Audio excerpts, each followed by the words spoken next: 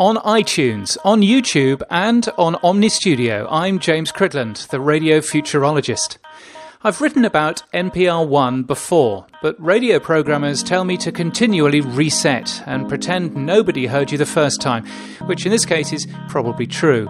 NPR One has some of the most important elements that I think are the future of connected radio, so let me tell you about it again. NPR once stood for National Public Radio. They have over 1,000 member stations across the US. NPR One, which is available globally for iPhone or Android, isn't just their streaming app, it's more than that. This is NPR. NPR One. NPR One does at least two things of note. Atomization. It breaks long programs up into short pieces. Typically, a, 30-minute news program will consist of a newsreader reading cues into pre-recorded reports or short interviews. Behind the scenes at NPR One, these self-contained items are atomized, extracted into individual pieces of audio, and metadata added, what this item's about, what its title is, and so on. And Lego bricking. Just as you can assemble Lego plastic bricks into anything you like, the NPR One app assembles these atomized pieces of audio into a radio stream for every listener. Crucially, it's assembled like a radio program, but like a radio program if you are able to be in control of the listener. So, if you open NPR One, it works like and sounds like radio.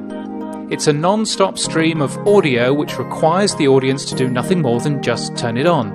It's presented, that is, there's always a guiding voice telling you about the next report or piece of audio, even if there are many different voices. Leave it alone, and you'll find it hard to tell that it isn't just a stream of an NPR station. Listen up. You're listening to NPR. NPR One. You'll quickly realise, though, that something's missing. The programming clock. Because when you start NPR One, you hear the news bulletin, both national news and from your local NPR station. Then you'll hear the piece that the algorithm has chosen as the very best piece from NPR at that moment. There's no waiting to the top of the hour. You get what you want when you want it. And as you've probably already guessed, you can skip items you're not interested in as well. That data is also fed back to NPR, so they can learn how to make better radio, which holds the listener for longer. Now, your station might not have an NPR One app, but atomization takes a short time and is ideal for preparing audio for your website, your podcasts, and for social media. And the technology behind the Lego bricking really isn't that complex to write.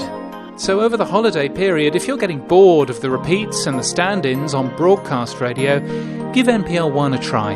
It is genuinely the future of radio, at least on a connected device. And it's not as if there's anything happening in the US right now that we should all be keeping up to speed with. Music for this episode was from Leo Rosevere's Music for Podcasts. You can get my weekly newsletter free from my website, james.crid.land, and get daily media news from media.info/daily. And until next time, keep listening.